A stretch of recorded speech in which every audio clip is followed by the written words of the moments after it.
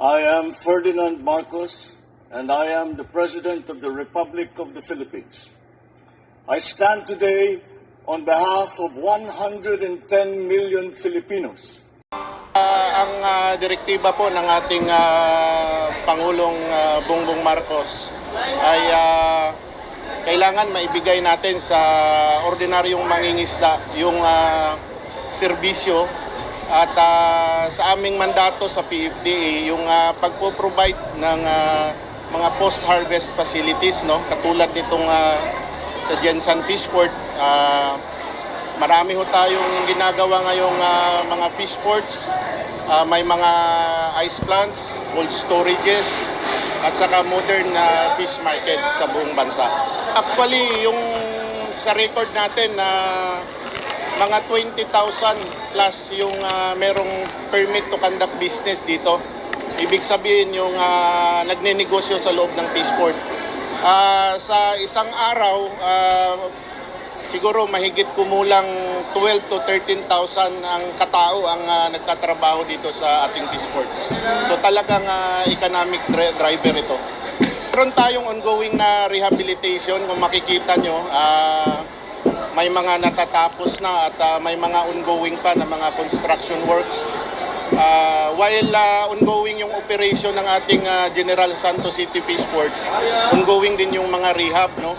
Malaki kasi ito, it's a 32-hectare port facility.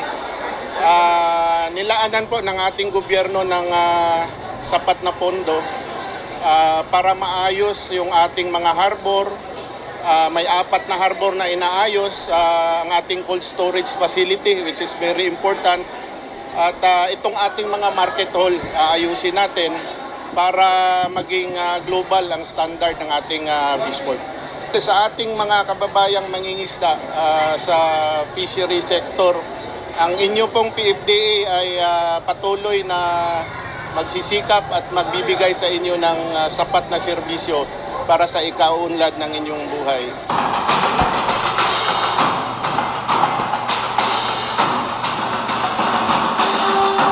So yun guys, tutunghayan po natin ng ating mahal na Pangulo. Ay naku, puto lang isda, oy. Ang lalaking mga tuna ito guys. Ay hindi, yung ulo pala. Tingnan nyo naman. Diyan po yan sa General Santos City.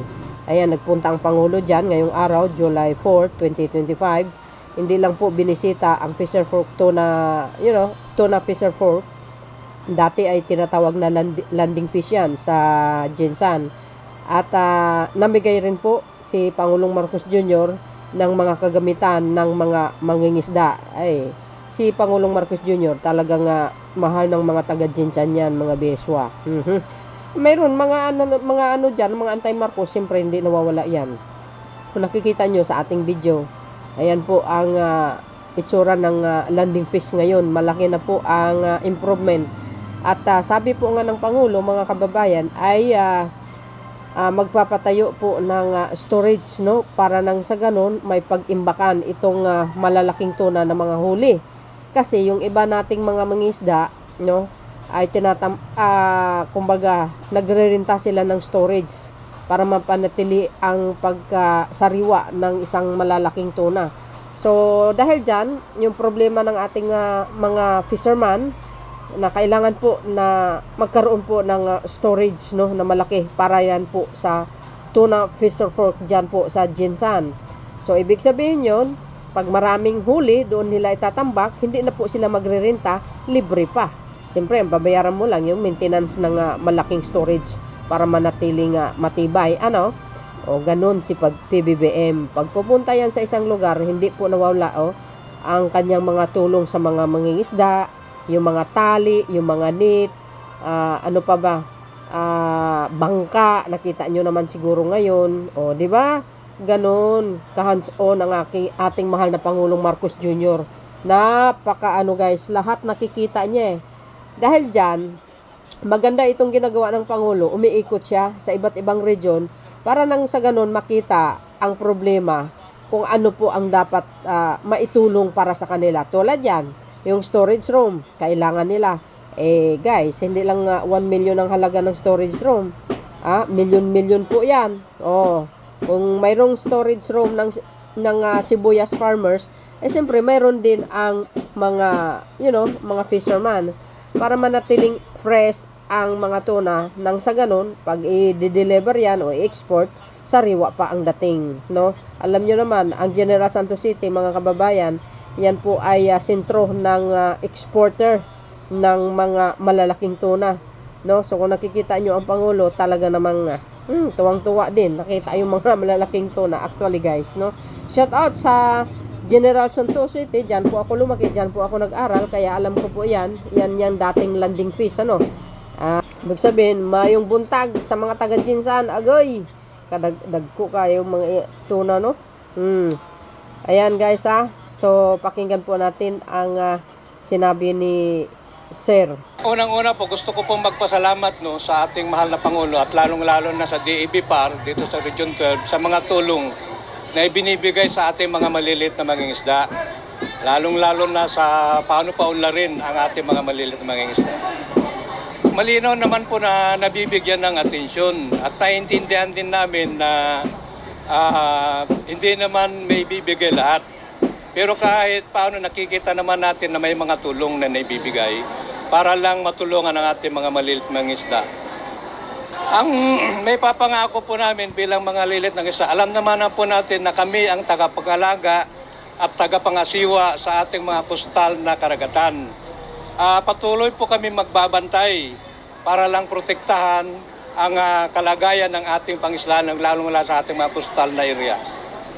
Nagpapasalamat din tayo sa Presidente, uulitin ulit natin at sana po dagdagan pa ang tulong. Alam pa naman po natin na naghihirap tayo pero kailangan po ng konting dagdag sa ating mga tulong para sa ating mga maliliit na mga isda.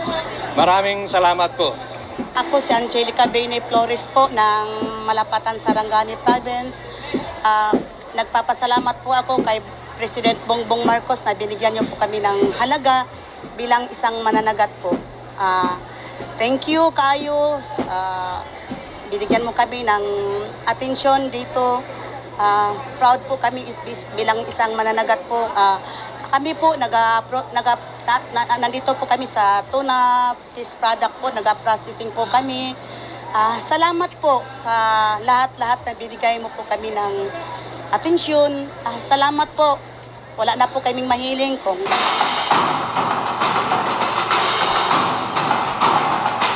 Dito sa General Santos. Andito lang kami para tignan.